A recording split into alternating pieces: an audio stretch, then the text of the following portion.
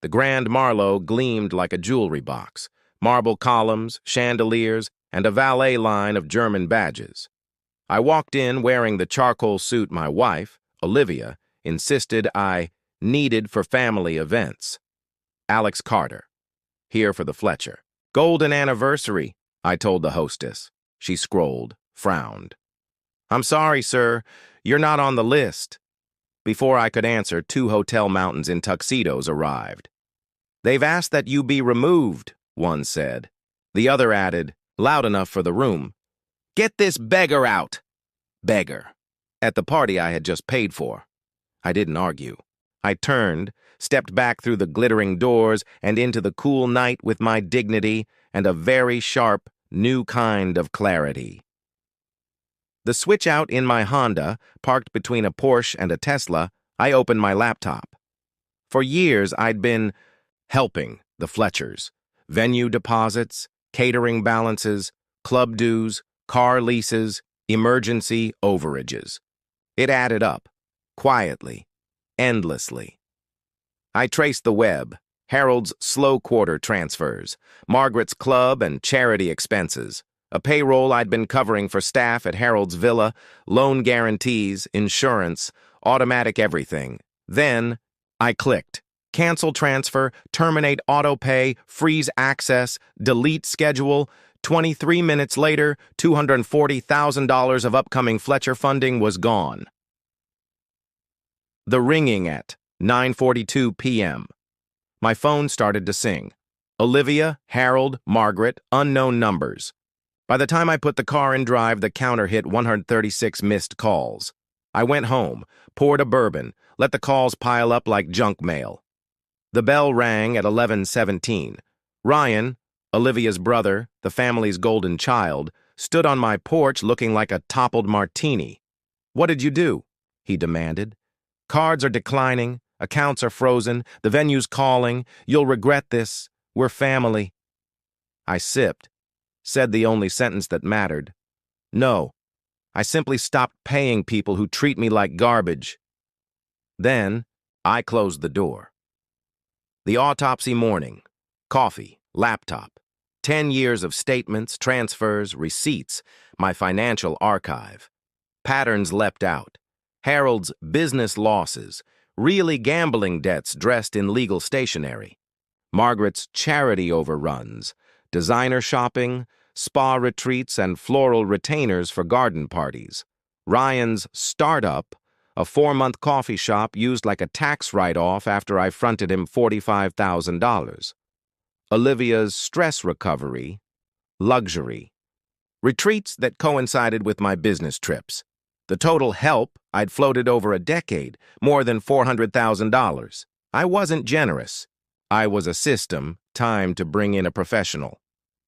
The investigator Marcus Lee, corporate fraud PI, allergic to drama and excellent at facts. 4 names, I said. Go Mariana Trench deep. 47 hours later, he called. You sitting? Harold and Margaret. Not broke. Combined net worth just under $2 million. 3 paid-off properties, a vineyard vacation home, investment accounts fat and happy. Ryan, liquid north of $200K plus a $300K trust, owns his apartment outright. Olivia, quiet transfers from our joint accounts to a private account under her maiden name, $150K siphoned over 18 months. Not illegal, very telling. Marcus emailed the files, evidence heavy enough to dent a table. The attorney I called Clara Jensen, my business attorney with a shark smile. I want every gift reclassified as a loan with commercial interest. Backdated, I said. She loved it. Emergency loans to high-risk borrowers? We set 12% compounded plus late fees. 2 packages. 1, repay on terms, or 2, permanent financial severance. If they refuse both, fraud and unjust enrichment suit with your evidence. 72 hours later, I had 3 sets of documents and a neat evidence book, including a barroom audio Marcus had sourced of Harold bragging about keeping our personal ATM happy. 7. The showdown Saturday. The Fletcher Mansion's doors were, of course, unlocked. They were assembled like a portrait. Harold behind a Wall Street Journal, Margaret with a travel glossy, Ryan scrolling, Olivia poised. I set my briefcase on their antique coffee table and opened it. You have 3 options, I said, laying out folders like cards. Option 1. Sign loan agreements and repay everything over 5 years at commercial rates plus risk. Option 2. Immediate and total financial severance. You keep what you've taken. We never talk money again. Option D. Litigation. Fraud, misrepresentation, unjust enrichment, with exhibits A through Z. Harold rumbled, "This is blackmail. You can't turn gifts into loans." "Actually," I said, "that's precisely what happens when gifts are obtained by misrepresenting need." Olivia tried, honey. "Alex, sweetheart, we're overreacting. We can work this out." I pressed play on my phone. Harold's voice filled the room. "The trick is keeping our personal ATM happy, bleeding the golden goose." Laughter. Margaret chiming in about timing requests for maximum effect. Color drained from faces. I slid the last page toward Olivia. "Also, your secret account." Silence. Then Harold, smaller. "What are the terms of option 2? I read them.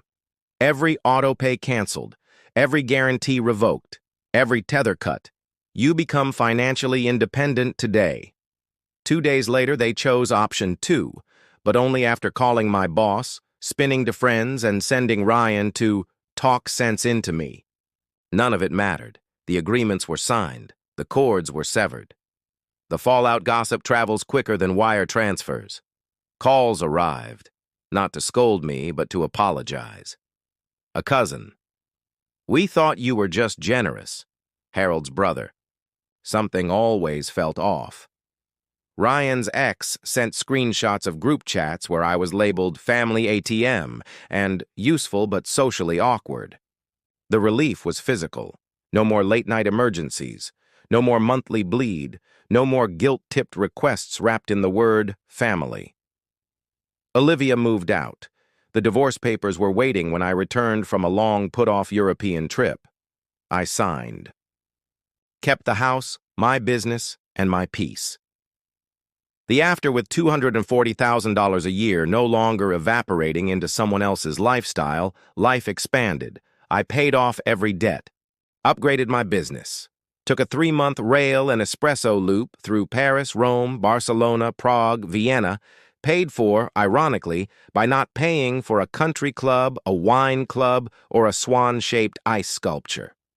From a cafe in Prague, Clara texted, "Harold tried to refinance. Turns out when the guarantees disappear, so does the platinum sheen." I smiled into my cup. For a decade, I was the goose that laid golden eggs on command. The night they called me a beggar, I learned to fly.